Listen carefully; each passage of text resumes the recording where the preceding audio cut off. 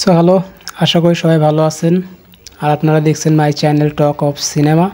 So আমি এখন কথা বলবো একটা ওয়েব সিরিজ নিয়ে, যেটার নাম হচ্ছে সার্চ দি নায়না মার্ডার কেস।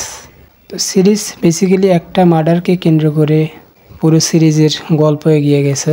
তো সবসময় আমরা যেরকম দেখি, মানে এরকম মার্ডার মিস্ট্রি সিরিজের মধ্যে যেরকম সাসপেন্স, থ্রিলার বা গল্প একবার ওর কাছে যাইতেছে, মনে হইতেছে সে মার্ডারার, আবার দেখা যায় আরেক সময় আরেকজনের কাছে যেতেছে, মনে হয় যে সে মার্ডারার। এই সিরিজের মধ্যেও এরকম টানা শেষের মধ্যেই থাকে।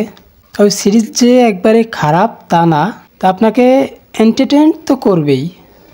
তা আমি একবারে বলবো না যে হাই এন্টারটেনমেন্ট আপনাকে দিতে পারে, তবে এরকম মার্ডার মিস্ট্রি সিরিজের মধ্যে যেরকম এঙ্গেজ করে রাখে, সেম সেরকম এঙ্গেজ করে আপনাকে রাখবে। আপনার কাছে মনে হবে না যে এটা বেশি টাইম পাস হয়ে যেতেছে আমার জন্য।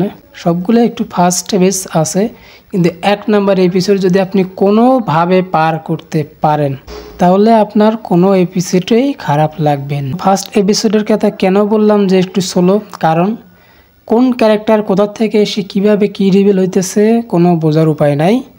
শুধু ক্যারেক্টার রিভিল করতেই ফার্স্টের যে এপিসোডটা, 1 নাম্বার এপিসোডটা শেষ হয়ে গেছে, তারপরেও ক্যারেক্টার রিভিল শেষ হয় নাই।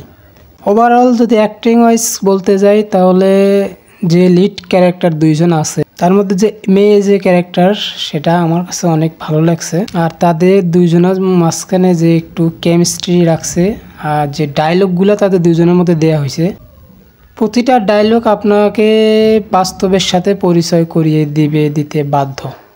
তো এতটাও হাই এক্সপেকটেশন নিয়ে দেখতে যাবেন না, এক্সপেকটেশন একটু লো করে দেখবেন, তো অনেক ভালো লাগবে।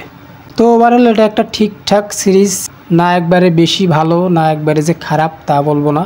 সো এটা নিয়ে আর কিছু বলার নাই। তো আজ এই পর্যন্তই, দেখা হবে পরবর্তী ভিডিওতে।